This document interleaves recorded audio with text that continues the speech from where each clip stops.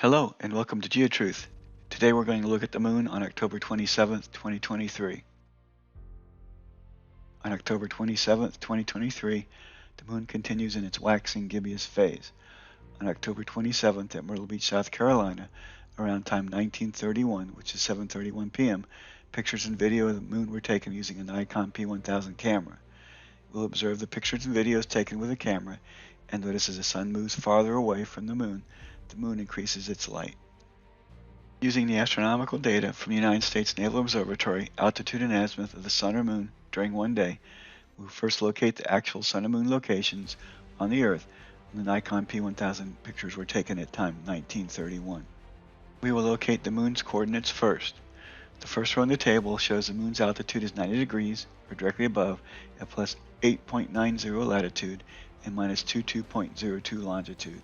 We use these coordinates to locate the moon on the circular level plane Gleason's map. On October 27th, the moon is 99% illuminated. The first row in the table shows the sun's altitude is 90 degrees, or directly above, at minus 12.62 latitude and plus 168.23 longitude. We'll use these coordinates to locate the sun on the circular level plane Gleason's map. The moon is shown as a white circle and is located at plus 8.90 latitude and minus 22.02 longitude. The sun is shown as a yellow circle and is located at minus 12.62 latitude and plus 168.23 longitude. On October 27th, the sun is 11.3 hours west of the moon. Let's compare the locations of the sun and moon from October 14th to October 27th.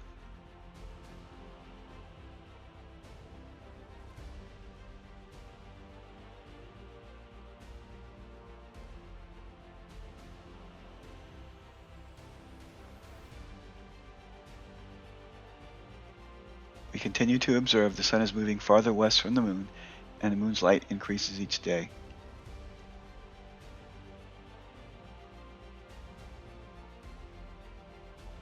Here is Mainstream Science's fake graphic of the moon on October 27th. From October 14th to October 27th, the moon has gone from 0% illumination to 99% illumination. Next, we will look at pictures and videos taken with a Nikon P1000 camera on October 27th. Even at 99% illumination, we observe the back edge of the moon facing away from the sun still has pockets of light next to pockets of darkness. In the next day, the moon will be 100% illuminated, and the back edge of the moon will have a clear line of demarcation between light and darkness.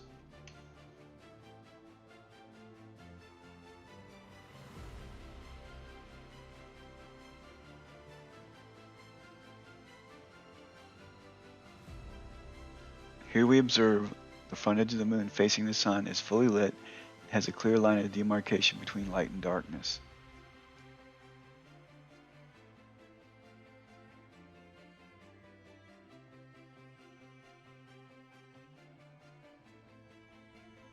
In this video, we will observe the edge of the moon starting at the top and going counterclockwise to the bottom edge, and then continue counterclockwise back around to the top edge.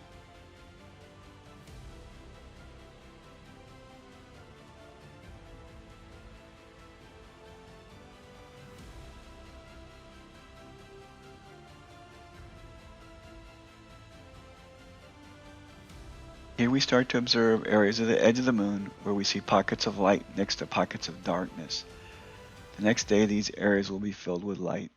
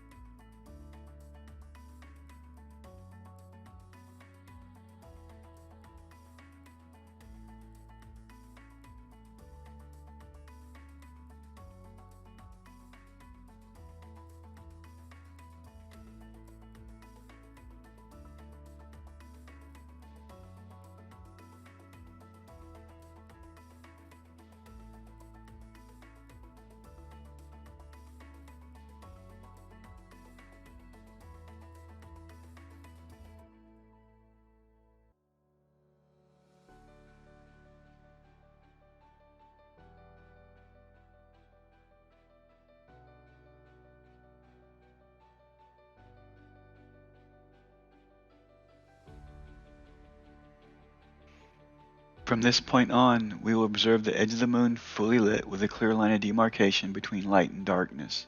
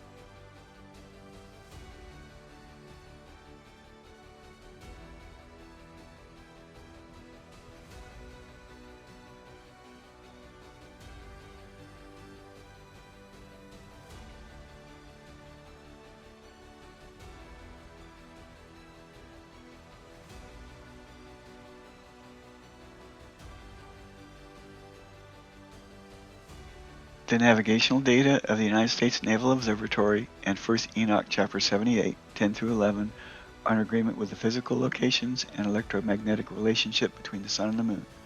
The lit part of the Moon always faces the Sun, and from October 15th to October 27th, the Sun is west of the Moon. 1st Enoch 78:10. And Uriel showed me another law, when light is transferred to the Moon, and on which side it is transferred from the Sun. From October 14th to October 27th, the Sun has moved farther west from the Moon each day. On October 14th, the Sun was 0 hours apart from the Moon, and the Moon had 0% light. On October 27th, the Sun is 11.3 hours west of the Moon, and the Moon has 99% light. 1st Enoch 78:11. All the time that the Moon is increasing in its light, it transfers as it becomes opposite the Sun, until in 14 days, its light is full in the sky, and when it is all ablaze, its light is full in the sky. Next time we will look at the Moon's lunar cycle on October 28, 2023. See you then.